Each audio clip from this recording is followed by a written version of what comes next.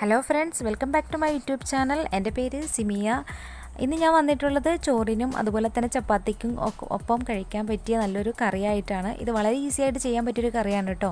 പരിപ്പും തക്കാളി ഉണ്ടെങ്കിൽ നമുക്ക് വളരെ സിമ്പിളായിട്ട് ചെയ്യാം.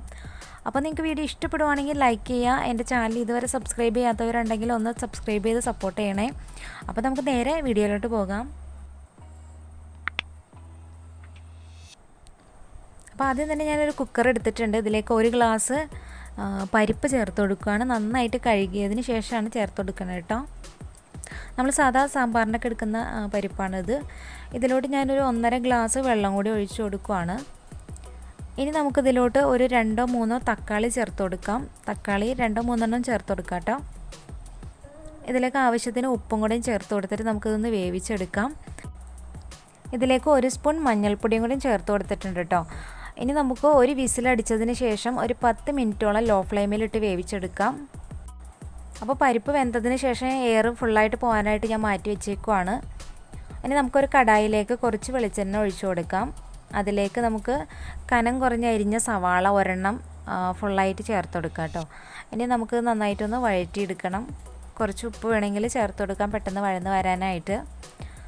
ഇനി ഇതിലോട്ട് ചേർക്കേണ്ടതെന്ന് വെച്ചാൽ വറ്റൽമുളകാണ്. ഞാൻ 2 ചെറുതായിട്ട് കട്ട് ചെയ്തിട്ട് ഇതിലേക്ക് ചേർത്ത് കൊടുക്കുകയാണ്.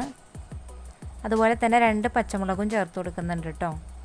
അതുപോലെ ഒരു 5-8 വെളുത്തുള്ളി. അത് നമ്മൾ പരിപ്പ് ചേർക്കുന്നതുകൊണ്ട് തന്നെ ഗ്യാസിനൊക്കെ നല്ലതാണ്, അതുകൊണ്ടാണ് കൂടുതൽ ചേർക്കുന്നത്. കുറച്ച് കറിവേപ്പിലയും ചേർത്ത് കൊടുക്കുന്നുണ്ട്. നിങ്ങൾക്ക് ഗാർലിക്ക് വേണമെങ്കിൽ പരിപ്പ് വേവിക്കുന്ന സമയത്തും ചേർത്ത് കൊടുക്കാം കേട്ടോ.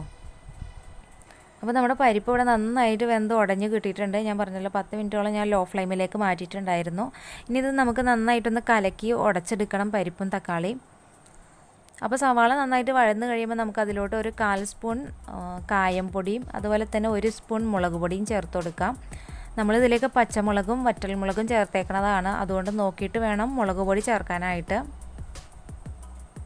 ഇനി ഇത് നന്നായിട്ടൊന്ന് മൊരിഞ്ഞ് വന്നു കഴിയുമ്പോൾ നമുക്കിതിലോട്ട് വേവിച്ച് വെച്ചിരിക്കുന്ന തക്കാളിയും പരിപ്പും കൂടെയും ചേർത്ത് കൊടുക്കാം.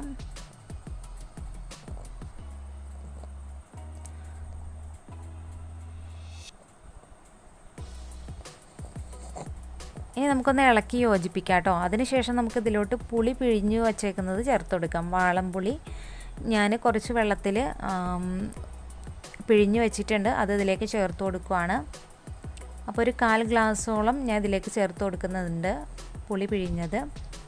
അപ്പോൾ ആ ഒരു പുളി കൂടെ വന്നു കഴിയുമ്പോൾ നല്ലൊരു ടേസ്റ്റാണ് ഈ ഒരു കറിക്ക്.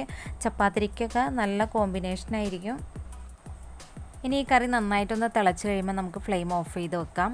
അതിനുശേഷം നമുക്കിതിലേക്കൊന്ന് വറവിടണം. കുറച്ച് വെളിച്ചെണ്ണ ഒഴിച്ചു കൊടുത്തിട്ട് ഒരു 1.5 സ്പൂൺ കടുകും അതുപോലെ തന്നെ 1.5 സ്പൂൺ ഉഴുന്ന് പരിപ്പും കൂടി നമുക്കൊന്ന് പൊട്ടിച്ചെടുക്കാം. അതിലോട്ട് കുറച്ച് കറിവേപ്പിലയും കൂടി ഇട്ടിട്ട് നമുക്ക് നമ്മുടെ കറിയിലേക്ക് ഒഴിച്ചു കൊടുക്കാം കേട്ടോ. അപ്പോൾ നമ്മുടെ കറി കുറച്ച് ലൂസിന് എടുത്താലാണ് നമുക്ക് കുറച്ച് കഴിയുമ്പോൾ അത് തിക്കായിട്ട് വരും. അപ്പോൾ കുറച്ച് ലൂസ് ഉണ്ടാവത്തുള്ളൂ.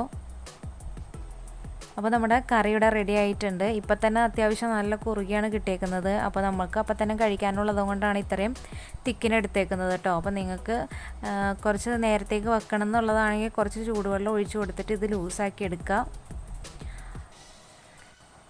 അപ്പോൾ എല്ലാവരും ട്രൈ ചെയ്ത് നോക്കിയിട്ട് നിങ്ങളുടെ ഫീഡ്ബാക്ക്സ് അറിയിക്കാം കേട്ടോ. അപ്പോൾ ഇതുപോലുള്ള ഈസി റെസിപ്പീസായിട്ട് പിന്നെയും വരാം. അതുവരെ ഓക്കെ, ബൈ, താങ്ക് യു.